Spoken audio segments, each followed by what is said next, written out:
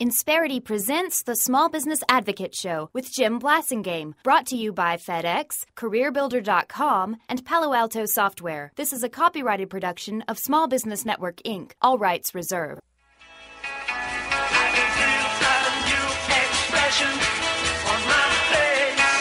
Welcome back, 23 after the hour.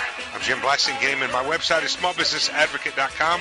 Hope you check it out when you get a chance. Lots of stuff there. Don't forget to take the poll question on the homepage. Don't forget to check out my blog. Subscribe to my newsletter. We'll send you that every Sunday afternoon by email. It's all free, by the way. Everything we have is available to you for free thanks to our corporate partners. We appreciate them very much. Hope you do too. Lots of stuff there on the homepage and all the way into the back of the website. You can just kind of wander around there to your little heart's content. Check it out at smallbusinessadvocate.com. And we're having a great visit with our good friend Kim Lavine. She's the author of Mommy Millionaire and Mommy Manifesto. And Kim, tell us how we can find you and your books. Well, you can go to mommymillionaire.com and you can read an excerpt of both books, and you can buy them there. You can sign up for our newsletter. You can join our community, take a class, all kinds of wonderful things at mommymillionaire.com. We're talking about bootstrapping, which is where you just grow your business $1 at a time, save your money, retain your earnings, and put it back in the business. That's when you don't make a lot of money, and in the early days. And then we're talking, and also you can borrow money from a bank.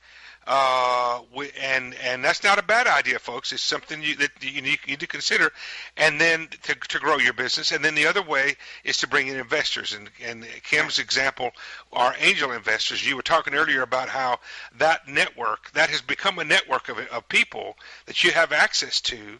And so the key, Kim, isn't it, is to decide, and you may do one or the other, or you may do some combination. Well, and then there's also more ideas, Jim.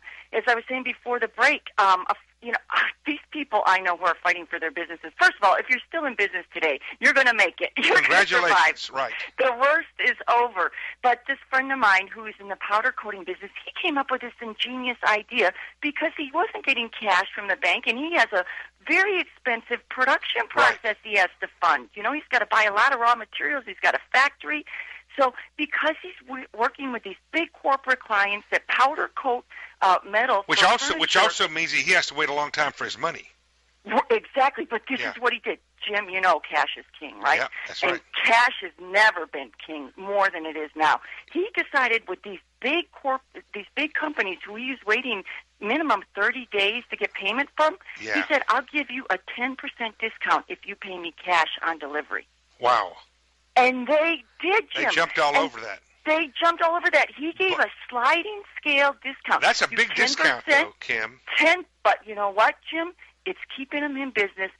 These people he's taking this money that he's getting and turning around and funding the next production cycle. Yeah. And right now, Jim, it's not about taking profits. You know that. You just said it. Well, it's about surviving and growing. But I will tell you, there are a couple of other things. And he's taking business away from the Chinese. He needs to find a bank, though, Kim, because that's 120% a year.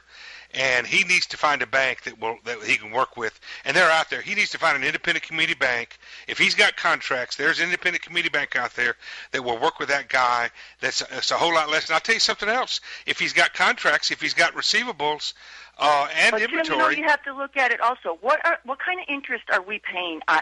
I always say money isn't free. What does money cost? You have to factor in the interest in that money. But Kim, a bank loan is a lot less than 10% discount on what you sell your customers, unless you can inflate your selling price. But right. Either that this or is averaged out. He's not it's not across the board. It's just certain customers. All right. Well, that's fine. But I still think that. That bank loans, getting a bank loan from an independent community bank especially, I think that's still viable out there.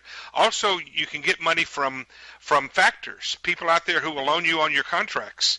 Exactly. There are factors. There are people who That's not a desperation move anymore necessarily.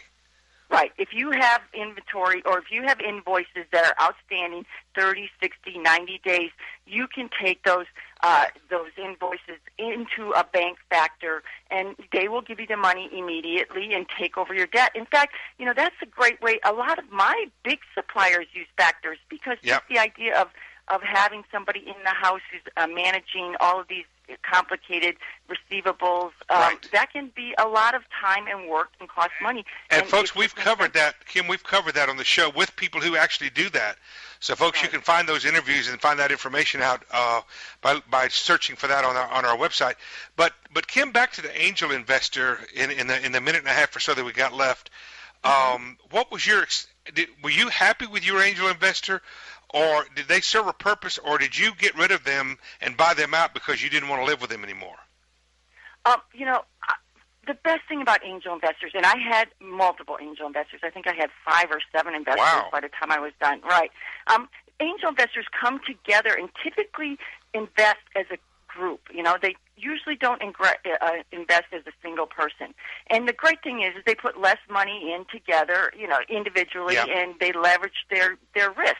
And it was a fantastic thing for me. I brought on, one of the people I brought on was the former senior president of a major company. He took the company from 0 to 700 But how did you, I've only got 30 seconds. How did you get rid of them? How did you buy them out? I just took over a cash, and that was it. It was just an ending of a deal. It was a very complicated negotiation, too much to say in 30 seconds. But it was a very good thing for me. I learned an incredible amount from some of the smartest people on the planet. That's one of the advantages of an angel investor is you not only get their money, you get their expertise, don't you? And that is priceless. Yeah, that's worth more than the money many times. Give us the website again quickly, Kim. MommyMillionaire.com. You can buy the books, read an excerpt, and sign up for my newsletter. Check it out. Kim, thanks for being here. Good job today. See you next time. Thanks so much, Jim. Always a pleasure talking to you. Quick break. Stay with me. I'll be right back. Insperity presents the Small Business Advocate Show with Jim Blasingame, brought to you by FedEx, CareerBuilder.com, and Palo Alto Software. This is a copyrighted production of Small Business Network, Inc., intended for the private use of our audience. Except as otherwise provided by copyright law, all other copying, redistribution, or publication without prior written consent is prohibited. All rights reserved. Prohibited. All rights reserved. Prohibited.